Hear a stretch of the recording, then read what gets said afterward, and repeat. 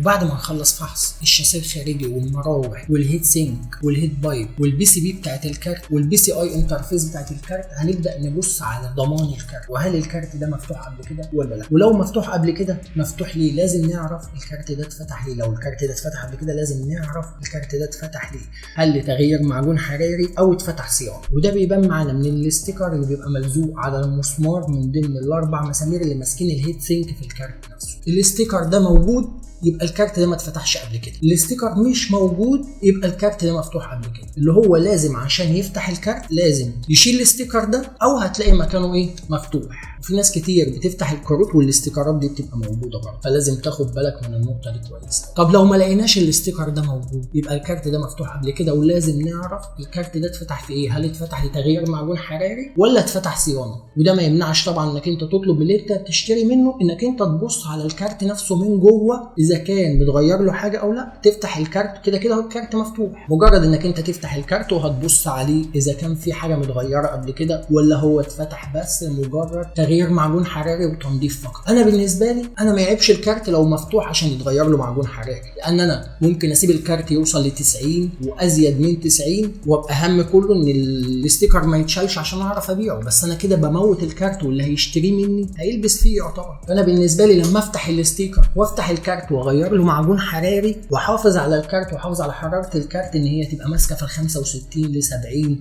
بكبرها 75 احسن ما اسيبه بالاستيكر ويبقى بيوصل معايا ل 90. فدي حاجه ما تعيبش الكارت لو مفتوح تغيير معجون حراري، بس لازم تعرف سبب فتح الكارت ايه وتتاكد ان هو مفتوح يغير معجون حراري. وطبعا من الحاجات المهمه قوي ان الكارت يبقى معاه كرتونته، لان دي بتفرق في سعره. لما بيبقى معاك الكارت بكرتونته وبكل مشتملاته دي بتفرق معاك في سعر الكارت قوي. حتى لما بتيجي تبيعه بعد كده بتعرف تبيعه بسهوله لان معاه حاجته ومعاه كرتونته ومعاه كل حاجه. وتتاكد ان الكرتونه نفس السيريال اللي موجود على الكرتونه هو نفس السيريال اللي بيبقى ملزوق على الكارت من هنا، سواء بقى الكارت زي ده او كارت تاني هتلاقي السيريال موجود على الكارت. تتاكد ان السيريال اللي على الكارت هو نفسه السيريال اللي موجود على الكرتونه، لان ممكن حد يشتري كرتونه ويديها لك على ان هي بتاعه الكارت ويبقى شاريها ب 200 جنيه وهي مش بتاعه الكارت اصلا.